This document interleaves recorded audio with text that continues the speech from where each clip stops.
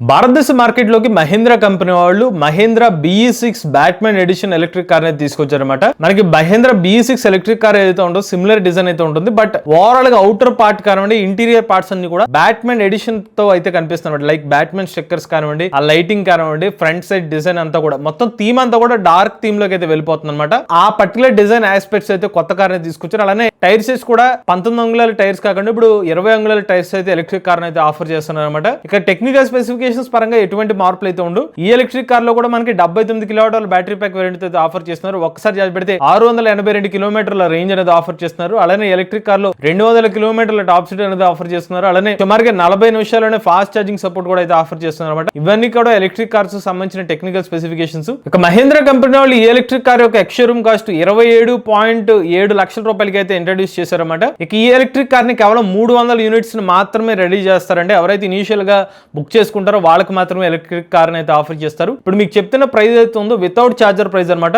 మీకు with charger అయితే కనుక 7.2 కిలోవాట్ల చార్జర్ కి అయితే 50,000 రూపాయల ప్రైస్ అడిషనల్ గా అవుతుంది. అదే 11.2 కిలోవాట్ల చార్జర్ కావాలంటే 75,000 రూపాయలు అడిషనల్ గా అవుతుంది. ఇటువంటి లేటెస్ట్ ఆటోమొబైల్ కోసం MVS auto Telugu channel subscribe చేసుకోండి.